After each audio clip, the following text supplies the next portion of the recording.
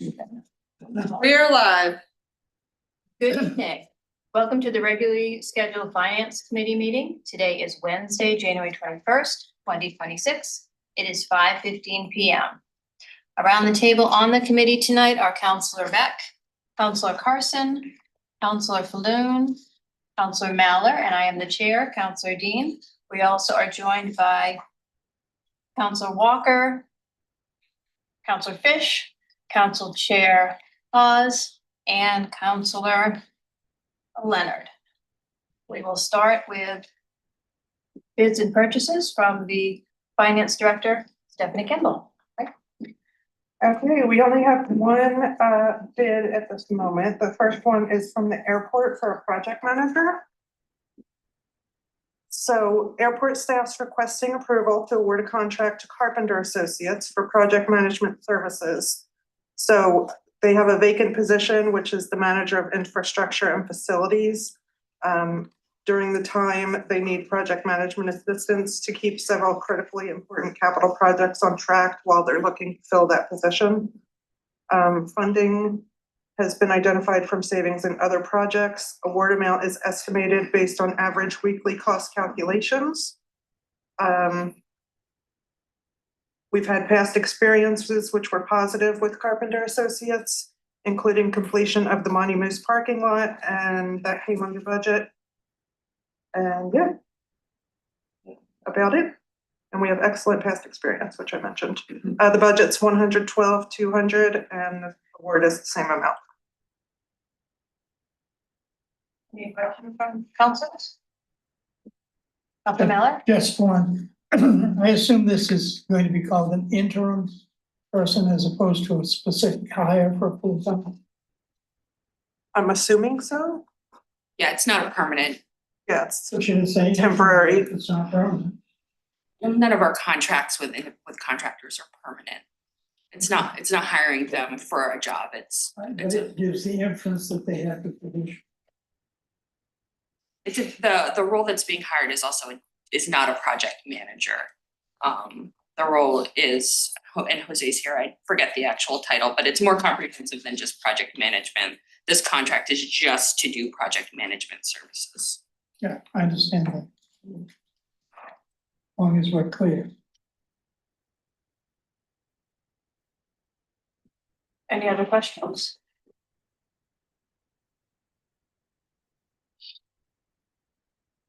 Everyone comfortable with this? Entertain a motion? So moved. For a second? Second. The motion, we have a second? Any qualms? Then we have passage. We'll see this on the next council agenda.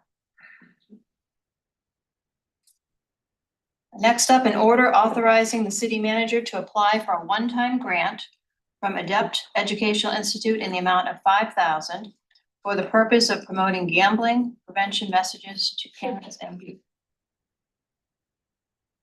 Yes, funding for this will be used to work with the Maine Principals Association to promote horrible gambling prevention messages to parents and youth. They're expected to be awarded March 2026, and they need to be spent by August 2026. Any questions? Yeah, Councilor Mallard? I have lots of questions. I'm sorry.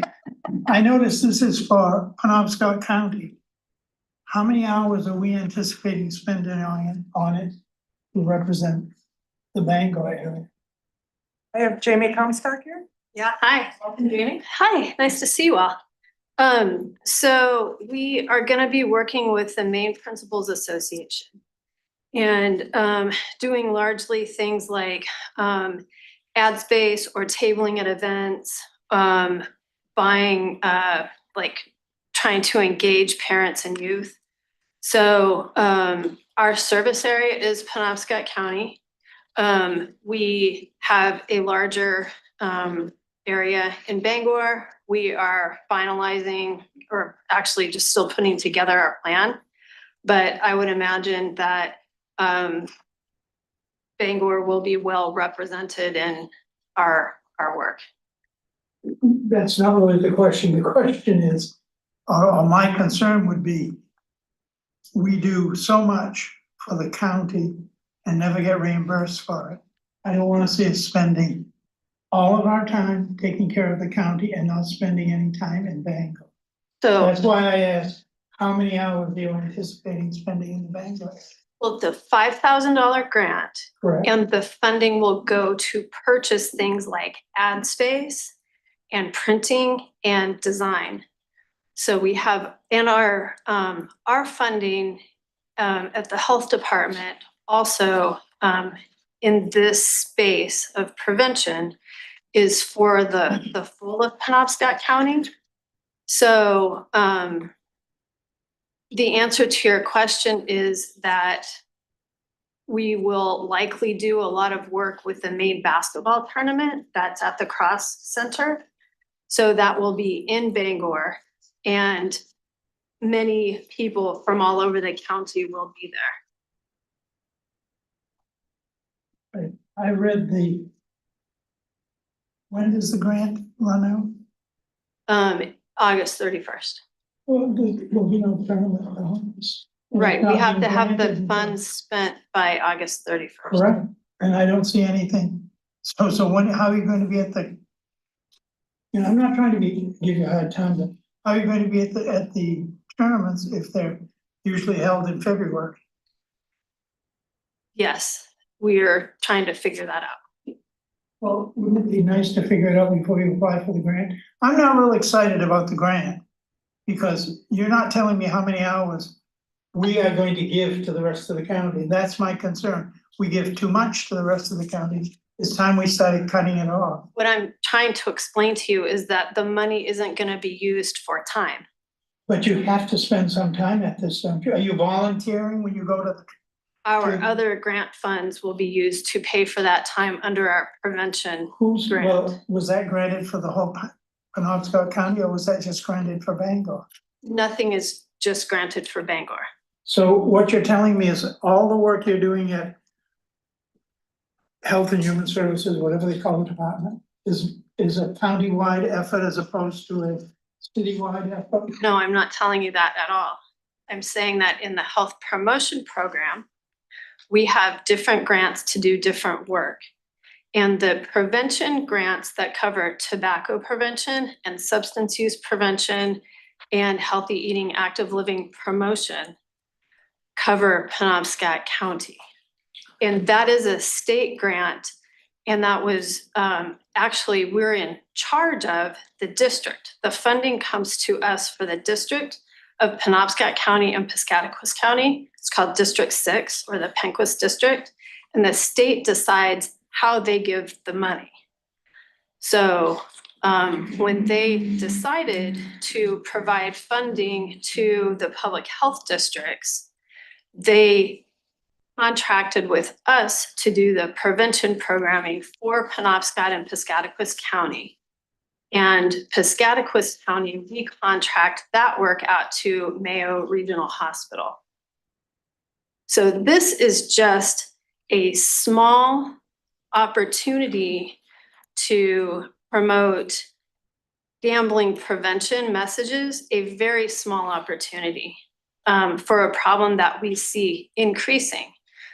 Also, because of the proximity to the casino, we know that cities, that the geography within a certain number of miles from casinos tends to have more people who have problems with gambling.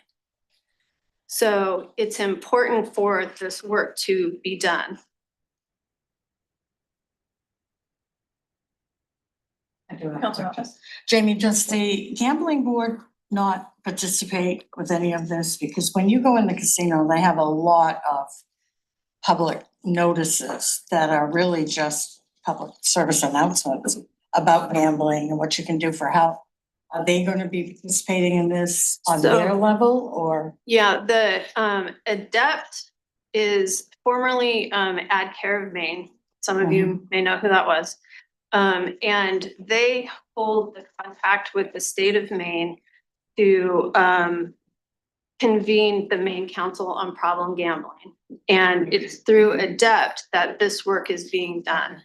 So it's all coordinated. Mhm. And it also is really important to say that the Maine Council on Problem Gambling is in place. They're gambling neutral Mhm. and they're in place to promote responsible gambling. Dr. Fish? I know we have a lot of grants that come through and a lot of monies that are earmarked for drug and alcohol and other substance use addiction. And I don't recall having seen one specifically earmarked for youth education for those issues. This one is for youth and parents for gambling, and it's $5,000, you know, for an issue that could be problems, not much. I know you can't do much more than probably print, but seeing this specifically earmarked for education for the youths in school, I assume, or wherever you can reach them. Do we have other grants? Have I just missed, or out of all the grants I've seen for substance use addiction and prevention, do we have money specifically earmarked for the children in school, the kids in school, the youths?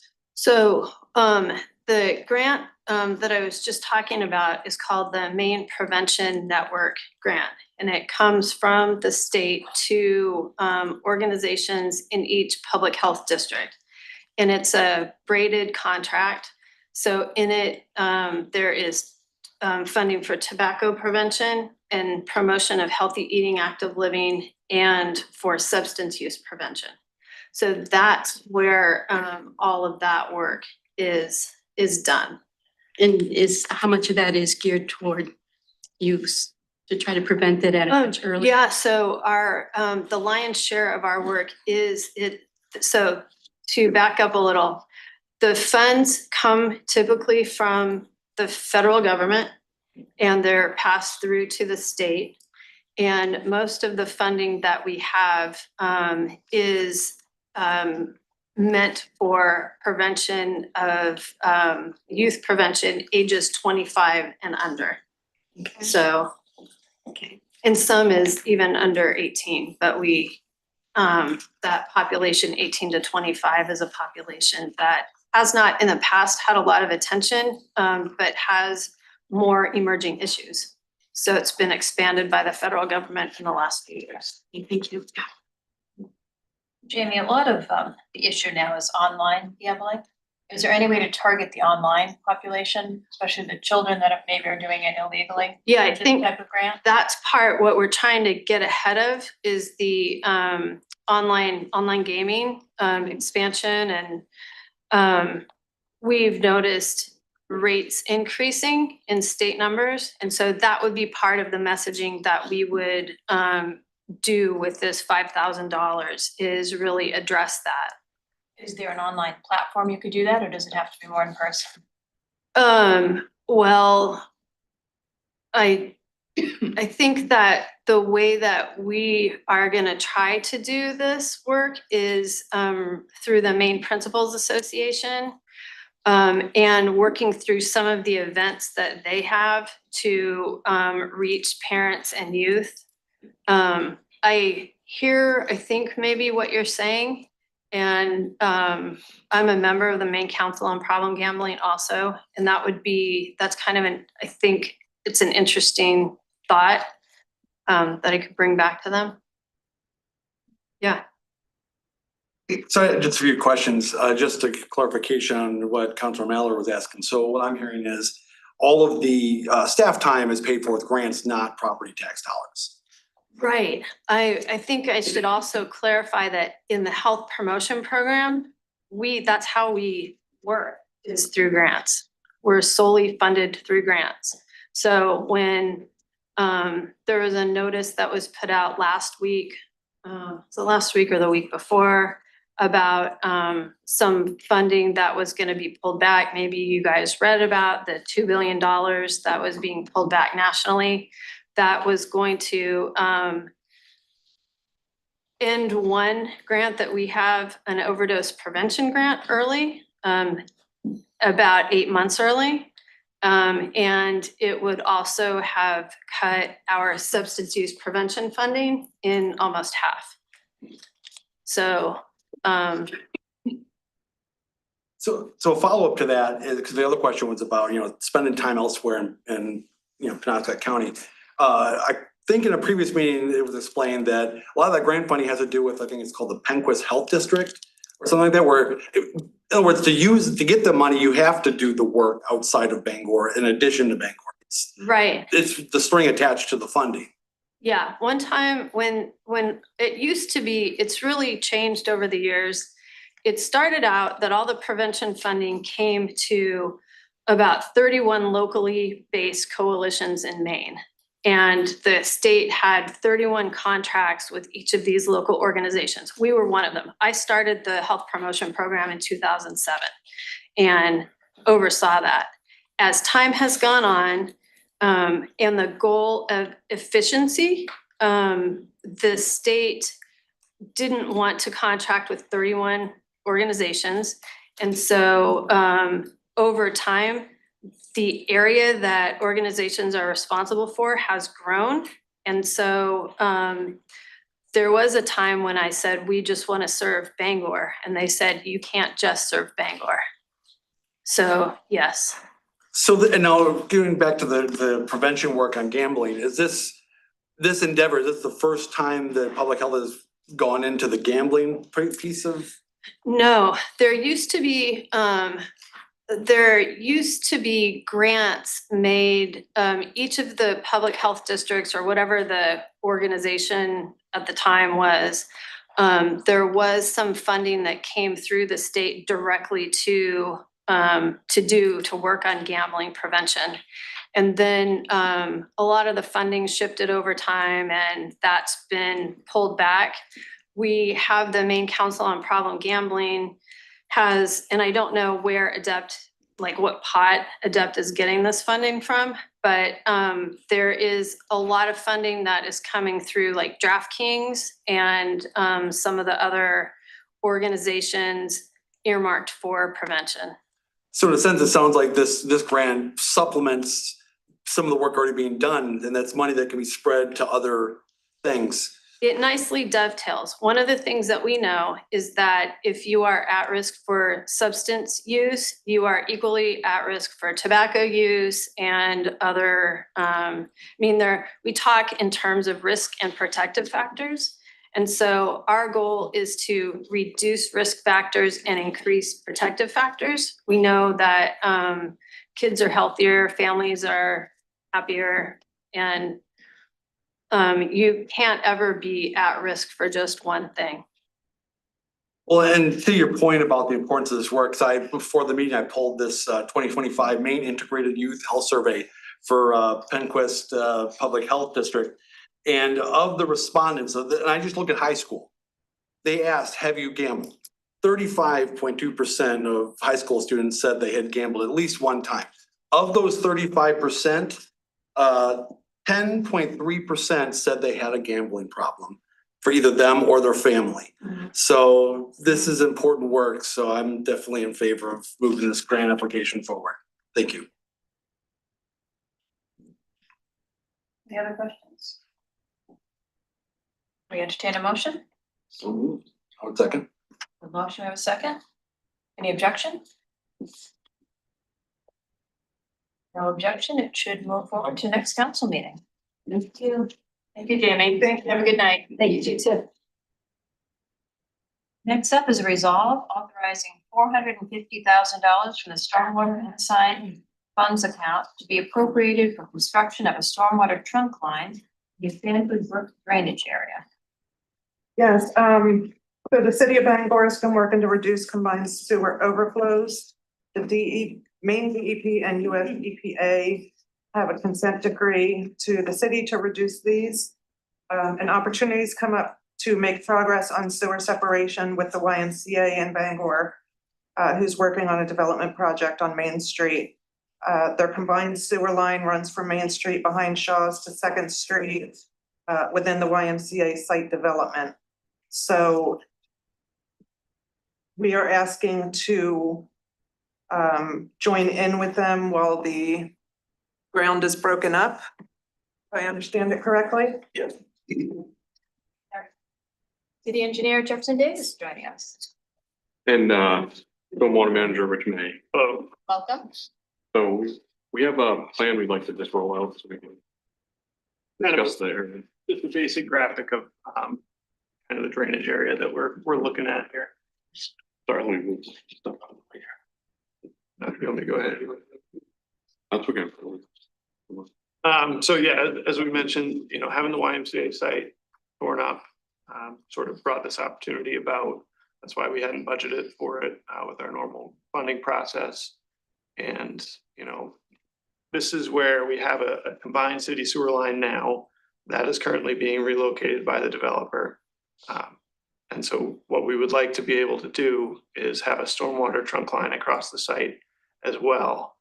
Without that, future separation becomes much more difficult because then we have to disturb a developed site in order to install that trunk line. So we're hoping that we can get this done now and realize that cost savings in order to be able to separate this area in the future. It's about a 63-acre area that's currently draining to this existing combined sewer trunk line, and 70-something catch basins in there. So it's kind of a question of when we think about separation. It could be now, it could be in probably 100 years. There's still be some separation to do, but it's just an incremental step to get this done. So just to add to that, we have a consent decree with the EPA, and we also have a wastewater permit to the DEP that Amanda runs. And that consent decree and those permits are goals for the city, and those goals are to separate our combined systems. It's been going on since '91, going to go on forever. So this opportunity came to us. So we, Rich did a really good job of saying, hey, right now would be the perfect time to do this. It's going to be the cheapest it's going to be because of the construction happening, because of the Y buying the lot and doing all the groundwork that they're doing. So we spoke with the contractor for the Y. We said, hey, this is what we'd like to do. Would you be open to that? Because it's their site, it's their controlled site. Right now, it's not our property. And we said, well, we just can't give you the money to do it. We have procurement policy. So we tried to figure out the best way to do that, to follow the procurement policy. And so we asked them to give us 3 bids through their subs, qualified subs that they can work on their site. And that's what we did. That's what we had 3 prices, one from AZ Corp, which is the main contractor. It's part of Chembro. Then they reached out to Sargent and CC Lynch, who both CC Lynch and Sargent we have worked on many projects for. And Sargent was a little bit on it. So if this is the first reading that would have to go to council, and if you guys are open to moving it forward, then we would work with Sargent a little bit to with a contract and a recommendation to award, and then we would come back for the second reading and then also bring the contract with us. But so that's where we're at right now. So you mentioned you don't know if it'd be like next year or 100 years, but if this got approved, wouldn't there be like a time frame to get this done, especially where the construction's going? This construction will happen now. Oh, So all right, all right, just so I understood. Okay. the Y is under a tight schedule Yeah. to do their work, so that, they're looking, that's why we're asking now, because for us to do this, we have to move quickly, because pretty soon they're gonna, they're doing their utility work, but pretty soon it's gonna be buried and they're gonna be moving on to the building and site, so our opportunity is gonna be gone. So that's why we're here now. With sewer separation, we try and work from the bottom up, and this is the bottom right now. It's separated on Main Street, and everything above it is still combined. So this just enables the future action. So yeah, that whole west side is really not separated at all. There's been no options to separate that. So this will be the first step in that. This won't, no, that's okay. This won't separate all 63 acres right now. This is the starting point. Okay. Councilor Leonard, you had a question? I did, just for the folks at home, if the ground was not dug up and we did have a building there that we did have to work through, what would the cost basically be for the city in order to get this work done, which is vital? I don't know if I can give you a total cost. I mean, but you know, the contractors, they're mobilized. They have subs working there now. Yep. The site is in construction, so we don't have to do surface restoration. You know, all we're doing is putting pipe in the ground, putting dirt over it. It's done. So we're not paving, we're not redoing curbing, redoing, you know, other utilities that are in the way. So it is cheaper now to do it. It's basically a steal, is what I'm hearing. Well, Well- in addition to that too, you know, we have a landowner that's working with us. Right. You know, if we're saying, hey, we want to disrupt all your business and tear your site up, they're gonna be a little less likely to even allow us. I mean, once the Y's in operation, do they want us to tear up the brand new parking lot? Probably not. So. And thank you for clarifying that. Did I hear you say that you looked into this when they started? You found out that this was there and part of the. So Yes. we know where these things are. The existing sewers, Yeah, yes. okay. So in other words, it would behoove us when there's a huge project like that to be, and I assume you do that. Because we've had some other hefty infrastructure things happen, but thereby either freeze what we have to do it, sold. It's ancient. Yeah, and I mean, the Y is already relocating our sewer, we're kind of getting a new sewer out of that portion of the storm drain across the site, they're going through. You know, I think our deal with this is we'll maintain that, it's not their whole system, it's just conveying the major portion of the water after they deal with it on their site. Well, it's gonna be in their best interest too, to have it done. Yes. we They think would be so. affected if, That's how we brought it to. if something happened, yeah. Can I see a hand from the side? Yes, good job. Yep, Council Leonard asked the first question I asked, but the second one was you mentioned this 63-acre area that it's gonna drain. And there's more to do there, but I'm assuming any future work is not on the YMCA site or would it? No, It's no. not. So this is just the one place of opportunity here on They this have to land? get it off their site. To Okay. get the work done off their site. And the other question I have, and I'm assuming this wouldn't be in front of us if the answer was no, but I'll ask anyway. Being that they had to be pre-authorized with the current construction company, are you comfortable with the bids being about market rate? Like, these are. Yeah, we did a cost estimate before we sent it out to them, and we're right in the range of what we came up with, so. Yeah. Okay. Oh, and the last question I had, before I lose it, in the memo, it talks about wanting us to do $450,000 from the fund. And then the low bid's $436,982. What's the difference or what's? Contingency in case we come across something we didn't anticipate. And then some inspection time. Fish? I know we have this long time consent agreement with DEP from previous sewage overages. I believe that's kind of where we got in trouble in the past, overflows. So don't we have in that agreement also some progression we're supposed to make? Do we have some timetables in that? So wouldn't this help us doing this with? Reduce overflow? Yes. Yeah, and eventually this will, yeah. I mean, this gets us already separated in some of that system, so that will help us with that goal. But yeah, every year we report to them, you know, what we. Well, it sounds like a win-win. Will we see any immediate benefit or is this more long? We do have some immediate, some of the Second Street catch basins will tie into this new system, so that's immediately separated. But the main portion of this is just getting the storm drain conduit, the large pipe that we're gonna put in place, so we can now tie into that and get it to the river. And the cost saving isn't immediate, it's long range, so we don't run into issues. My other question, taking this out of the unassigned funds account, do you anticipate any other major needs out of that fund? So we have enough money to cover this, but there is still a buffer in there. So this fee is, this fund is funded from the utility fee that goes out to every landowner in the city. Which is managed by Rich. I don't know if we have any. No, we certainly hope not. You know, we do have a lot of old infrastructure, but nothing else that wouldn't be in the part of the regular capital plan coming up. This money is here to be used for projects like this. It's just the timing is a little different. You know, normally this would be done during the budget season. So Any other questions? We entertain a motion? I'll move. Second? Second? Motion, we have a second? Any concerns?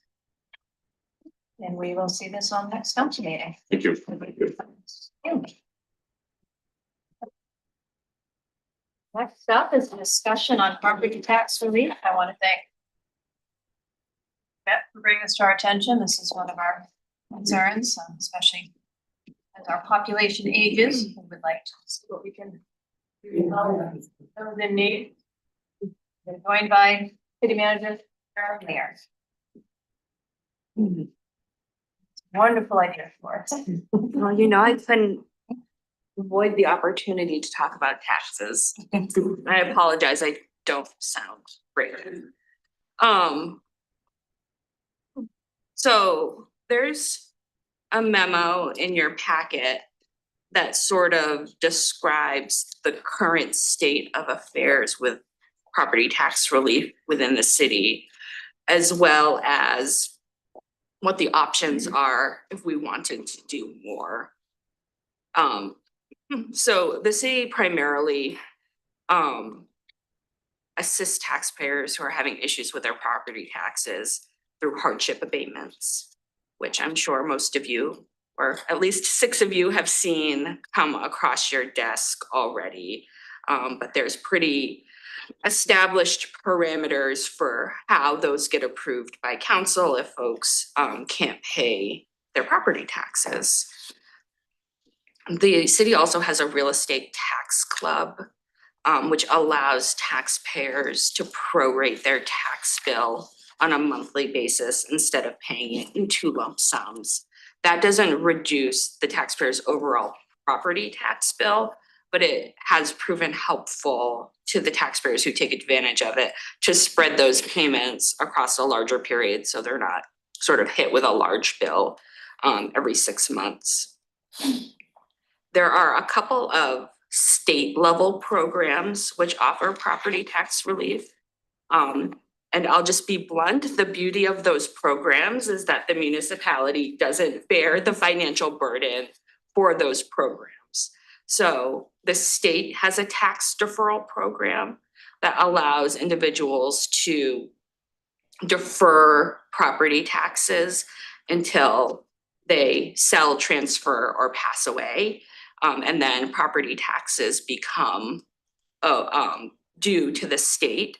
But in the interim period where those taxes are being deferred, the state actually pays us the taxes for that taxpayer. So the municipality is held harmless in that scenario. Unfortunately, that's not a particularly popular program. I'm talking, but Phil Drew has done a huge amount of research and work to assist with this memo and the topic. He reports that 5 taxpayers in Bangor take advantage of this currently. Anecdotally, he let me know that, you know, folks really don't like the fact that a lien gets placed on their property. That can be scary for folks, especially folks whose primary goal is to stay in their home, to have their house liened. And then the interest rate that gets applied to those deferred payments is pretty high. It's whatever the prevailing interest rate is on owed taxes plus 1%, 1%. plus 1%. And so that's what, 10 or 11% right now, interest rate.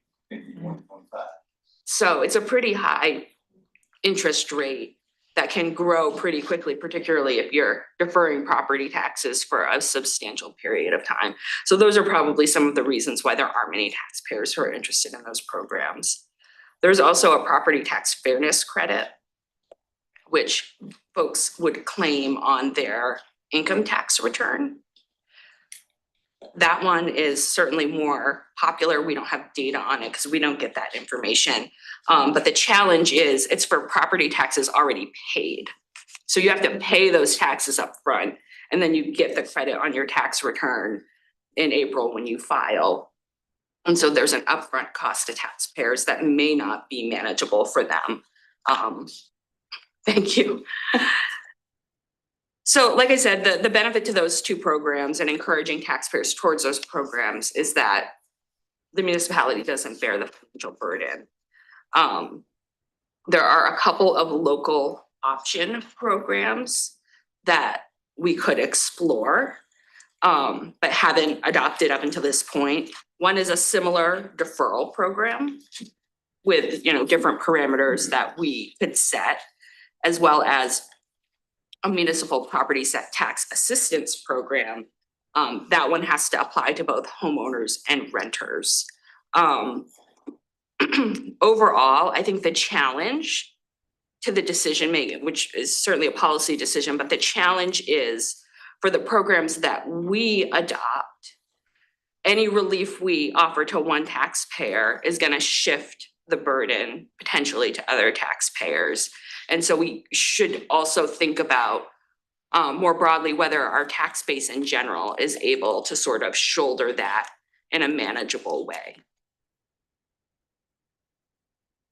With that, I'm happy to answer any questions, and I apologize that I'm in rough shape. When I had Googled how many residents in Bangor were over 65, I came up with 20%. Yes, Did you find it? Same number? I found the same number. And then I also, as we sort of emailed back and forth, I also took a look at the home ownership rates as well as the income rates. We're not going to be able to get a precise fiscal impact estimate because we would need to tie all three factors: ownership, as well as length of ownership, because under the state program, you have to own the home for 10 years, income, and age. And we're not going to be able to tie all those factors to come up with a precise estimate. But 20% above 65 is what I saw. About half of the housing stock in Bangor is rental and half is owner occupied. It's actually slightly less than half. So I think you would need to incorporate that into the analysis. And then the average income or the median household income for those ages 65 and older in Bangor is roughly $48,000. And so at that level, you would expect a lot of those households to qualify at that income level if they meet the other criteria. They've owned their home for 10 years, and it's, their primary residence and all those other factors. So based on income, I would expect our older adult population to qualify, generally. And then you'd have to incorporate the rent versus own analysis into that. I'm going to throw a sheet. Councilor Beck. Do we have that overlay data about looking over, what we budgeted versus what was spent for the last 10 years? Yeah, also attributable to hard work from Phil Drew. So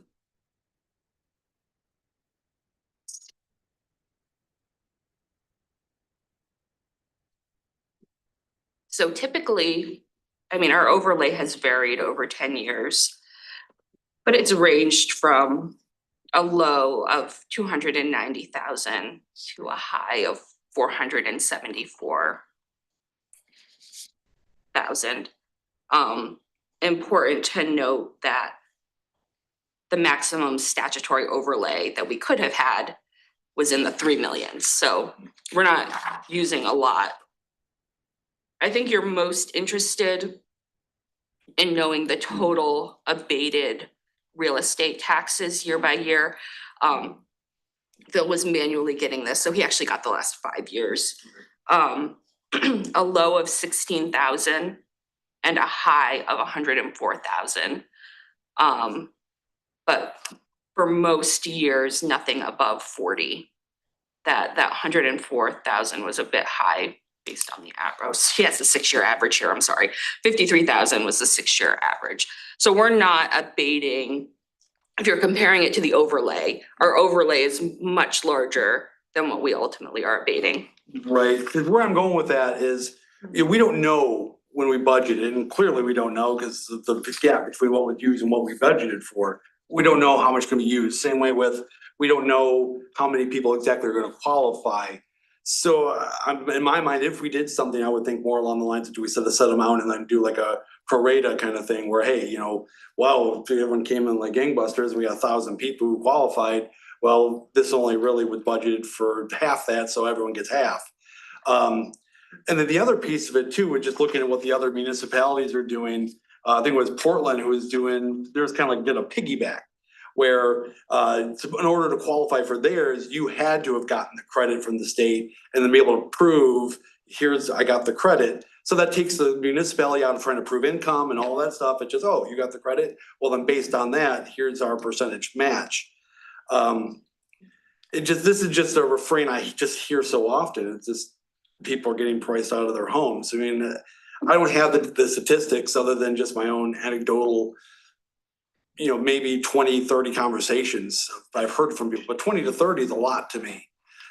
People just feeling like they're at their breaking point. You know, and I get that, you know, if we set aside money for that, it does shift the burden on other taxpayers. But, you know, there's a lot of decisions we make that does that with expenses, you know, services that, you know, only 5% of the city might use, the other 95% are paying for. That's just the way taxes work.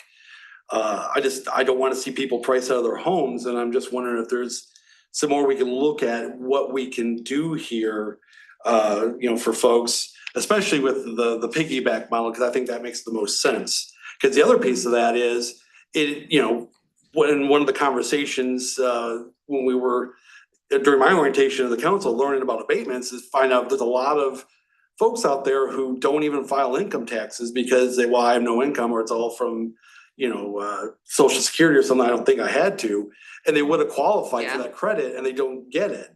So we might find there's a lot of folks out there who, you know, and maybe that's a first step before we go here. Maybe we find a way to do like an education program and reach out to seniors. Like, did you file your income tax? Did you go for that credit? But we got to do something, in my opinion, because there's a lot of people out there hurting. And, you know, taxes are more likely to go up than go down, just the way the world right now. So, you know, I appreciate that information, but especially knowing what the overlay, the gap between what we spent and what we budgeted, it's almost like you could use some of that for this. If there's a way to also maybe make the ordinance, if we do this, to also, hey, you know, based on this much of the overlay was used, you know, this excess goes to this other program. Here's the enrollment period for that, where that money was already budgeted and we can still put it to work.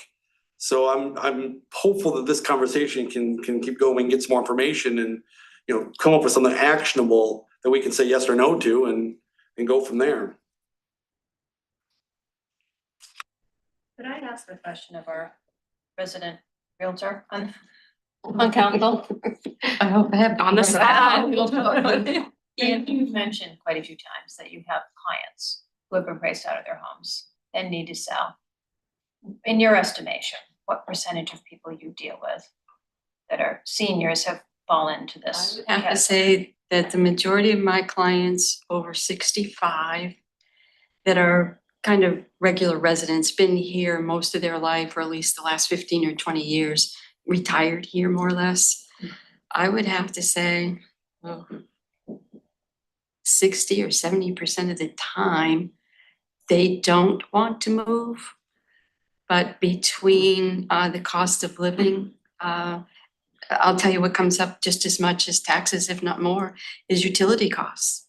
You know, the hydro costs they have, and fuel, and then, you know, the taxes, and then they start to get behind on their tax, and they get very stressed when the first tax lien comes and they've never had it, and they're very proud, and then a lot of times what coincides is they have medical issues, and now they have, you know, medicines, and it's very sad because they do not want to move, and they're in a tough spot. They're between a rock and a hard spot, because where are they going to move to? A lot of times they have a lot of equity in their home, or it's almost paid for, and they just can't sustain the month-to-month living expenses. Now they have to sell that, but they have to buy something, and they're going to have the same monthly expenses. They might have a little bit of equity that's going to hold over a little window of time for them, but they're going to be in the same place again. So, yeah, it's very, very sad. Matter of fact, just in the past 3 weeks, I know an agent that's got an elderly person that has run out of fuel. And they didn't even want to tell anybody.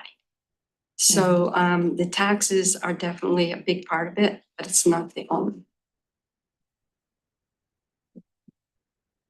Well, just to speak to that too, there's a big pride issue too. The conversation I've had is, yes, we have an abatement program, but the thought of having to come in and tell your whole story, your whole life and lay out all of it. And for a lot of people, there's stigma and embarrassment for them. And they would rather rob Peter to pay Paul as long as they can, rather than come in and, ask for that kind of help. Whereas this is just, you're already getting the credit. Here's a little help extra to help you make it work.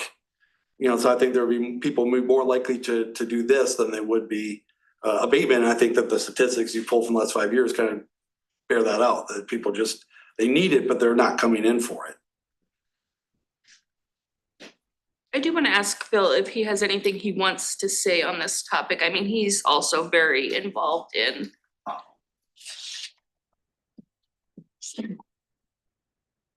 Bill Brew, City Assessor. I think to the earlier question, a few years ago, we had the property tax stabilization program. So for that program, we had to receive the homestead exemption. So I think in the city, we had about 5,200 homestead properties. And I believe about 1,200 homesteads owners applied for that stabilization program. So I'd say that 20% figure, because for that you had to have be a senior. So I would say that's about right, about 20%.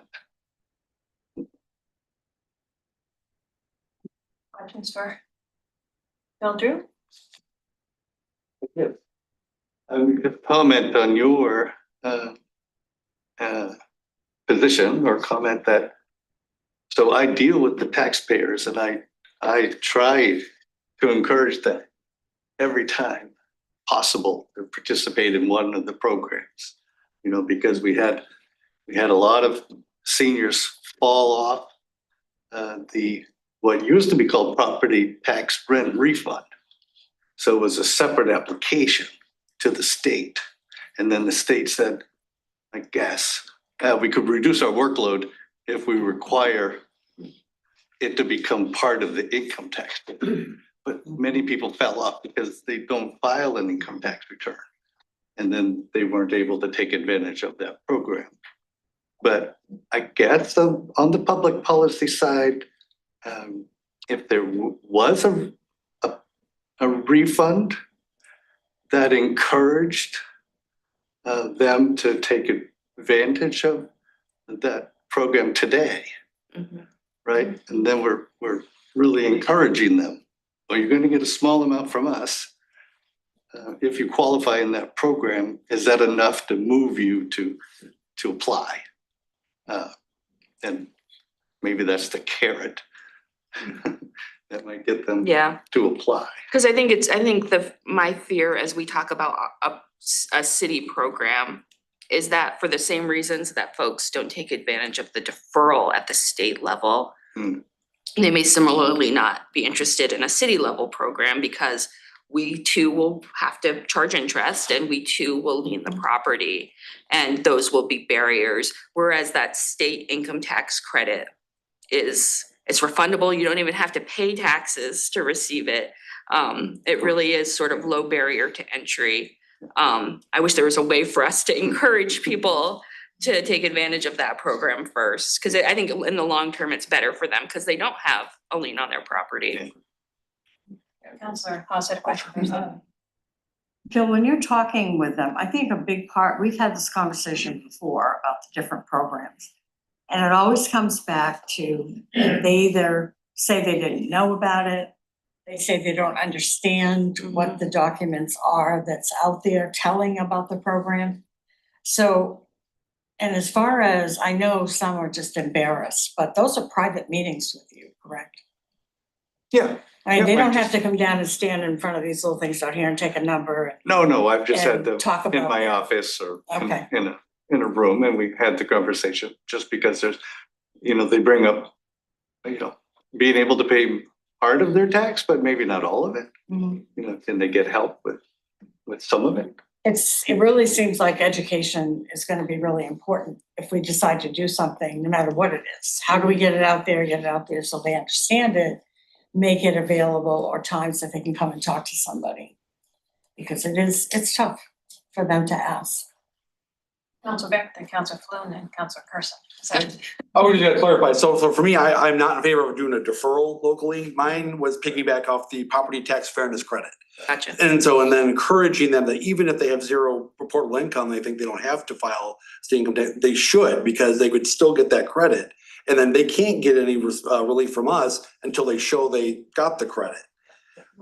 So I think, maybe that would be more impactful to folks, is that, hey, and especially if there was some way to offer assistance in getting it filled out, because I don't know how much time it really would take to fill out a zero form, basically.